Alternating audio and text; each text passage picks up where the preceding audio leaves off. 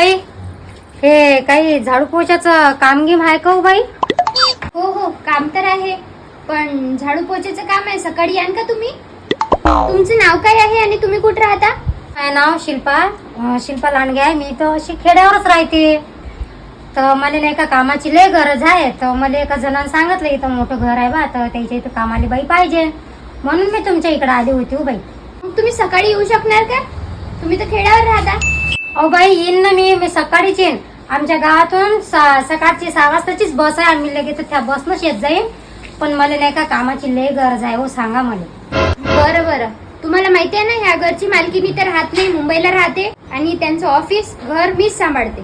तसं तुम्ही किती महिना घ्याल? तुमच्या मनानं द्या ना बाई. 8-10 हजार दिले ना तरी मला मग कसं ते खेड्यावर न्यावं लागते ना, तर तेवढे दिले तर होऊन जाते, पुरवते मग मला. 10,000 तर नाही, पण मी तुम्हाला 7,000 देऊ शकते. पूर्ण घरचा झाडू पोछा आहे, भांडे आहे आणि स्वयंपाक वगैरे आहे आणि चिल्लर काम राहतेच. मग सकाळी 8 वाजता यावं लागेल आणि 12 वाजता जावं लागेल. बरं. पण आता मी मॅडमला फोन करून विचारते ठेवायचं की नाही, मग तुम्हाला सांगते. मी काय म्हणते बाई, तू नाही का मॅडमला आताच फोन लावून पाय. मला कसं तेवढं दुरून या आज आले परवडत नाही ना, मग फोन लावून पाय. मी बसतो इथं. बरं, बसा इथं, मी फोन करून विचारते.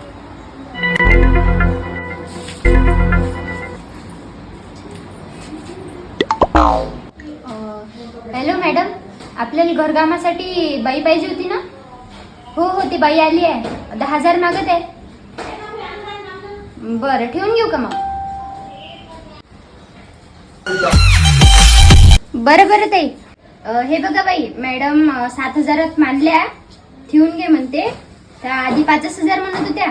मी त्यांना थोडंसं कन्व्हिन्स केलं, 7,000 द्या म्हटलं, तर त्या राजी झाल्या. तर तुम्ही उद्यापासून 8 वाजता येऊन जा. माय बरं ताई, लय उपकार झाले हो तुमचे. ते मॅडम राजी झाल्या. उद्यापासून सकाळची येतो मी कामाला. मला लय गरज होती कामाची. येतो मग सकाळी.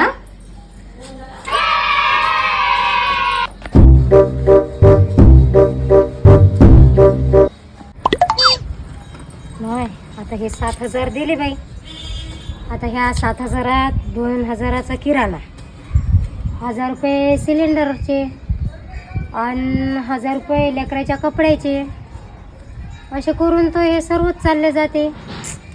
आता या 7,000तही काही होत नाही. आता काय करायचं? पण आता करावंच लागेल. काम भेटलं, व्यक्ती तेच नाही म्हणा. आता चला.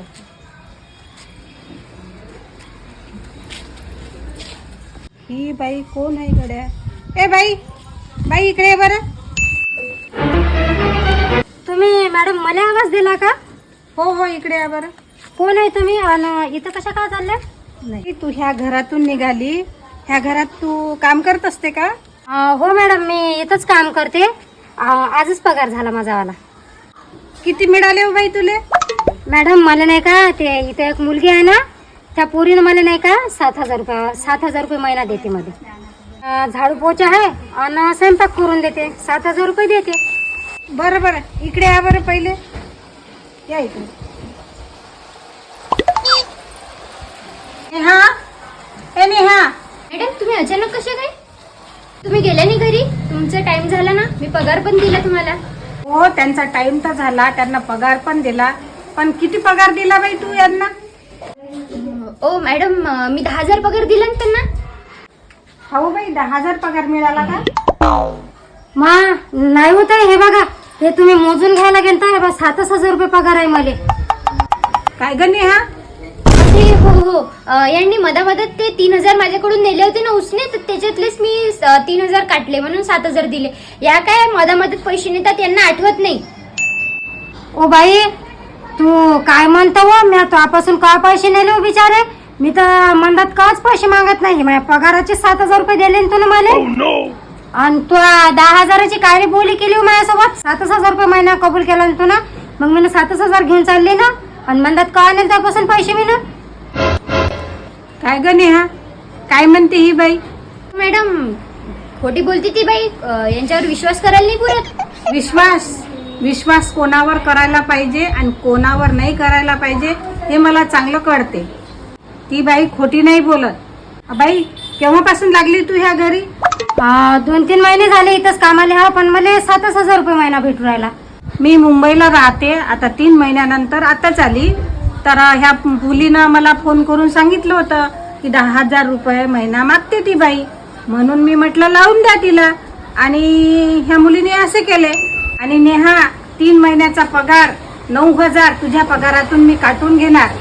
मी थोडे थोडे करून पूर्ण ह्या बाईचे पैसे वापस करणार. मला तुझे पण पैसे 3 महिन्याचे घेऊन जा आणि उद्यापासून तू कामाला येऊ नको. मॅडम प्लीज प्लीज असं काहीच नका करू. गलती झाली माझ्याकडून. प्लीज प्लीज असं काही करू नका.